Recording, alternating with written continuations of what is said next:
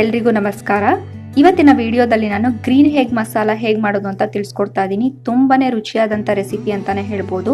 So ಲೇಸಿಯಾಗಿ ಅಡುಗೆ ಮಾಡೋದು ಕಷ್ಟ ಅನ್ನೋರು ಕೂಡ ಈ ಒಂದು ರೆಸಿಪಿಯನ್ನು ಟ್ರೈ ಮಾಡ್ಬೋದು. ತುಂಬ ಸಿಂಪಲ್ ಆಗಿ ಕ್ವಿಕ್ ಆಗುತ್ತೆ.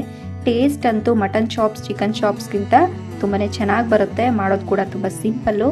ನಾನಿಲ್ಲಿ ವಿಭಿನ್ನ ರೀತಿಯಲ್ಲಿ ತೋರಿಸ್ಕೊಡ್ತಾ ಇದ್ದೀನಿ. ಮೊದಲನೇದಾಗಿ ಒಂದು 1/4 ಕಪ್ ನೀರನ್ನ ಒಂದು ಬೌಲ್ಗೆ ಹಾಕೊಳ್ಬೇಕು. ಅದಕ್ಕೆ 1 ಟೇಬಲ್ ಸ್ಪೂನ್ ಗೋಡಂಬಿ, ಹಾಗೆ 1 ಟೀ ಸ್ಪೂನ್ ಅಷ್ಟು ಸೋಂಪು ಕಾಳು, 1 ಟೀ ಸ್ಪೂನ್ ಅಷ್ಟು ಜೀರಿಗೆ, ಜೊತೆಗೆ ಇದಕ್ಕೆ ನಾನು ಮಸಾಲೆ ಐಟಮ್ನೆಲ್ಲ ನೆನೆ ಹಾಕ್ತಾ ಇರುವಂಥದ್ದು 2 ಏಲಕ್ಕಿಯನ್ನು ಆ್ಯಡ್ ಮಾಡ್ಕೊಳ್ತಾ ಇದ್ದೀನಿ. 1 ಪೀಸ್ ಚಕ್ಕೆನ ಸೇರಿಸ್ಕೊಳ್ಬೇಕು. ಒಂದು 7 ರಿಂದ 8 ಲವಂಗವನ್ನ ಆ್ಯಡ್ ಮಾಡ್ಕೊಳ್ಬೇಕು. ಇದಕ್ಕೆ ನಾನು ಇವಾಗ ಒಂದು ಸಣ್ಣ ಪೀಸ್ ಅಷ್ಟು ಜಾವಿತ್ರಿ ಅಥವಾ ಜಾಪತ್ರೆ ಅಂತಾರಲ್ಲ ಅದನ್ನ ಹಾಕೊಂಡಿದ್ದೀನಿ.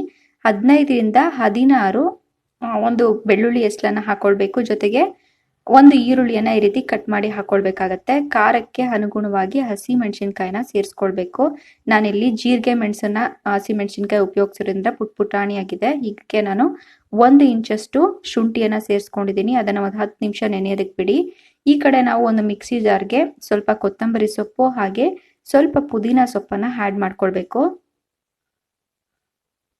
ಇದಕ್ಕೆ ನಾನಿಲ್ಲಿ ಆಪಲ್ ಟೊಮ್ಯಾಟೊ ತೆಗೆದುಕೊಂಡಿದ್ದೀನಿ. ಹುಳಿ ಟೊಮ್ಯಾಟೊ ಹಾಕ್ಲಿಕ್ಕೆ ಹೋಗ್ಬೇಡಿ. 4 ಆಪಲ್ ಟೊಮ್ಯಾಟೊವನ್ನ ಕಟ್ ಮಾಡಿ ಹಾಕೊಂಡಿದ್ದೀನಿ. ಇದಕ್ಕೆ ನಾನು 10 ನಿಮಿಷ ನೆನೆ ಹಾಕಿದಂತ ಮಸಾಲೆಗಳು ಏನಿದೆ ಎಲ್ಲ ಮಸಾಲೆ ಐಟಮ್ ಅನ್ನು ಮಿಕ್ಸಿ ಜಾರ್ಗೆ ಹಾಕೊಂಡು ರುಬ್ಕೊಳ್ತಾ ಇದ್ದೀನಿ. ಈ ರೀತಿ ಮಾಡೋದ್ರಿಂದ ಕ್ವಿಕ್ ಆಗಿ ಎಲ್ಲ ಐಟಮ್ಸ್ ಒಂದೇ ಕಡೆ ನೆನೆ ಹಾಕಿ ಮಾಡೋದ್ರಿಂದ ಟೇಸ್ಟ್ ತುಂಬಾನೇ ಚೆನ್ನಾಗಿ ಬರುತ್ತೆ. ಈಸಿ ಕೂಡ.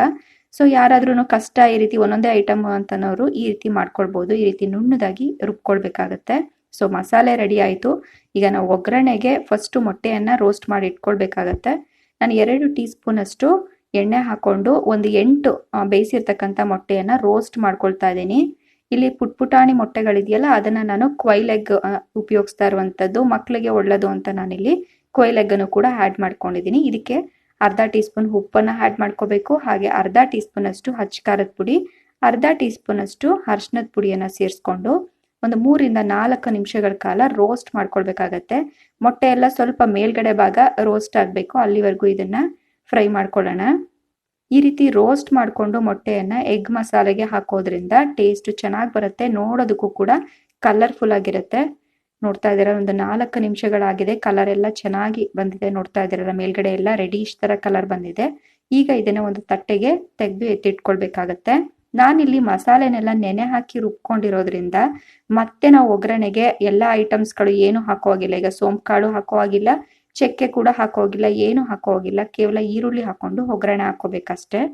ಈಗ ನಾನು ಇದೇ ಪ್ಯಾನ್ಗೆ 3 ಟೇಬಲ್ ಸ್ಪೂನ್ ಅಷ್ಟು ಎಣ್ಣೆ ಹಾಕೊಂಡಿದ್ದೀನಿ. ಎಣ್ಣೆಗೆ ನಾನು ಒಂದು ಸಣ್ಣ ಗಾತ್ರದ ಈರುಳ್ಳಿನ ಈ ರೀತಿ ಕಟ್ ಮಾಡಿ ಹಾಕೊಳ್ತಿದ್ದೀನಿ. ಇಷ್ಟೇ, ಇನ್ಯಾವ ಮಸಾಲೆ ಐಟಮ್ ಅನ್ನು ನಾನು ಹಾಕಲ್ಲ. ರುಬ್ಬಿರ್ತಕ್ಕಂಥ ಮಸಾಲೆನ ಡೈರೆಕ್ಟ್ ಆಗಿ ಹಾಕೊಂಡು ಈ ಒಂದು ಗ್ರೇವಿನ ರೆಡಿ ಮಾಡ್ಕೊಳ್ಳೋದಷ್ಟೇ. ಈ ಈರುಳ್ಳಿ ಎಲ್ಲ ಸ್ವಲ್ಪ ಕಲರ್ ಚೇಂಜ್ ಆಗಿದೆ. ಈ ಟೈಮ್ನಲ್ಲಿ ನಾನು ರುಬ್ಬಿರ್ತಕ್ಕಂಥ ಮಸಾಲೆಯನ್ನ ಆ್ಯಡ್ ಮಾಡ್ಕೊಳ್ತಾ ಇದ್ದೀನಿ. ಈಗ ಈ ಒಂದು ಮಸಾಲೆ ಹಸಿ ವಾಸನೆ ಹೋಗೋವರೆಗೂ ಒಂದು 2 ರಿಂದ 3 ನಿಮಿಷಗಳ ಕಾಲ ಫ್ರೈ ಮಾಡ್ಕೊಳ್ಬೇಕಾಗತ್ತೆ. ನೋಡಿದ್ರಲ್ಲ ಎಷ್ಟು ಸಿಂಪಲ್ ರೆಸಿಪಿ ಇದು. ಈ ರೀತಿ ಎಲ್ಲವನ್ನ ಮಸಾಲೆನ ನೆನೆ ಹಾಕಿ ಮಾಡೋದ್ರಿಂದ ಮಸಾಲೆ ಫ್ಲೇವರ್ ಕೂಡ ಚೆನ್ನಾಗಿ ಬಿಡುತ್ತೆ. ಇದಕ್ಕೆ ನಾನು 2 ಟೀ ಸ್ಪೂನ್ ಅಷ್ಟು ಧನಿಯಾ ಪುಡಿಯನ್ನ ಸೇರಿಸ್ಕೊಳ್ತಾ ಇದ್ದೀನಿ. ಹಾಗೆ ಅರ್ಧ ಟೀ ಸ್ಪೂನ್ ಅಷ್ಟು ಗರಂ ಮಸಾಲಾನ ಆ್ಯಡ್ ಮಾಡ್ಕೊಳ್ತಿದ್ದೀನಿ. ಇನ್ಯಾವ ಮಸಾಲೆನೂ ಬೇಕಾಗಿಲ್ಲ. ಖಾರಕ್ಕೆ ಆಲ್ರೆಡಿ ನಾವು ಹಸಿ ಮೆಣಸಿನ್ಕಾಯಿ ಹಾಕಿರೋದ್ರಿಂದ ಸೊ ಖಾರಕ್ಕೂ ಕೂಡ ಹಚ್ಚ ಖಾರದ ಪುಡಿ ಹಾಕುವಂತ ನೆಸೆಸಿಟಿ ಇಲ್ಲ. ನಾನಿಲ್ಲಿ ಬೆಳೆಸಿರ್ತಕ್ಕಂಥ ಜೀರಿಗೆ ಮೆಣಸು ಅನ್ನುವಂಥ ಮೆಣಸಿನ್ಕಾಯಿ ಏನಿದೆ ಅದು ಪುಟಾಣಿಯಾಗಿರುತ್ತೆ. ಆರೋಗ್ಯಕ್ಕೂ ಕೂಡ ಒಳ್ಳೆಯದು. ಗ್ಯಾಸ್ಟ್ರಿಕ್ ಎಲ್ಲ ಬರೋದಿಲ್ಲ ಅದು. ಹಾಗಾಗಿ ಅದನ್ನ ಬಳಸ್ತೀನಿ ನಾನು. ಇದಕ್ಕೆ ಕನ್ಸಿಸ್ಟೆನ್ಸಿಗೆ ನೋಡಿಕೊಂಡು ನೀವು ಈ ಟೈಮ್ನಲ್ಲಿ ನೀರನ್ನ ಸೇರಿಸ್ಕೊಳ್ಬೇಕಾಗತ್ತೆ ಗ್ರೇವಿಗೆ. ಈಗ ರುಚಿಗೆ ತಕ್ಕಷ್ಟು ಉಪ್ಪನ್ನು ಕೂಡ ಈ ಟೈಮ್ನಲ್ಲೇ ಆ್ಯಡ್ ಮಾಡ್ಕೊಬಿಡೋಣ. ಈಗ ಉಪ್ಪನ್ನೆಲ್ಲ ಹಾಕೊಂಡು ನೀರೆಲ್ಲ ಹಾಕಿದೀವಿ. ಈ ಒಂದು ಮಸಾಲೆ ಕುದಿ ಬರಬೇಕು. ಚೆನ್ನಾಗಿ ಕುದಿ ಬಂದ ನಂತರನೇ ನಾವು ಮೊಟ್ಟೆಯನ್ನ ಹಾಕ್ಬೇಕಾಗತ್ತೆ. ಒಂದು 10 ನಿಮಿಷಗಳ ಕಾಲ ಮೀಡಿಯಂ ಉರಿನಲ್ಲಿ ಇದನ್ನ ಕುದಿಯೋದಕ್ಕೆ ಬಿಡೋಣ. ನೋಡ್ತಾ ಇದ್ರಲ್ಲ, ಇದು ಕುದಿ ಬರ್ತಾ ಇದೆ. ಈ ಟೈಮ್ನಲ್ಲಿ ರೋಸ್ಟ್ ಮಾಡಿ ಇಟ್ಕೊಂಡಂತಹ ಮೊಟ್ಟೆಗಳನ್ನ ಒಂದೊಂದಾಗಿ ಆ್ಯಡ್ ಮಾಡ್ಕೊಳ್ಬೇಕು. ಈಗ ಮಸಾಲೆ ಎಲ್ಲ ಚೆನ್ನಾಗಿ ಆಲ್ರೆಡಿ ಬೆಂದಿರುತ್ತೆ. ಈ ಟೈಮ್ನಲ್ಲಿ ಮೊಟ್ಟೆ ಹಾಕೊಂಡು ಒಂದು 5 ನಿಮಿಷಗಳ ಕಾಲ ಹಾಗೆ ಬಿಟ್ರೆ ಮೊಟ್ಟೆ ಎಲ್ಲ ಮಸಾಲೆ ಕೂಡ ಹಿಡಿಯುತ್ತೆ. ಈ ಮೊಟ್ಟೆ ಫ್ಲೇವರು ಮಸಾಲೆಗೂ ಕೂಡ ಆಗುತ್ತೆ. ಹಾಗಾಗಿ ಗ್ರೇವಿ ಟೇಸ್ಟ್ ತುಂಬಾನೇ ಚೆನ್ನಾಗಿ ಬರುತ್ತೆ. ಒಂದು 3 ರಿಂದ 4 ನಿಮಿಷ ಹಾಗೆ ಕುದಿಯೋದಕ್ಕೆ ಬಿಡೋಣ. ನೋಡ್ತಾ ಇದ್ದಾರಲ್ಲ, ಕುದಿ ಬರ್ತಾ ಇದೆ. ಈ ಟೈಮ್ನಲ್ಲಿ ನಾವು ಇದನ್ನ ಸ್ಟವ್ನ ಆಫ್ ಮಾಡಿಕೊಂಡು ಹಾಗೆ ಬಿಡಬೇಕು. ಒಂದು 5 ನಿಮಿಷಗಳ ಕಾಲ ಹಾಗೆ ಬಿಟ್ಟು ನಂತರ ನಾವು ಸರ್ವ್ ಮಾಡೋದ್ರಿಂದ ಎಗ್ ಗ್ರೇವಿ ಟೇಸ್ಟ್ ತುಂಬಾನೇ ಚೆನ್ನಾಗಿರುತ್ತೆ.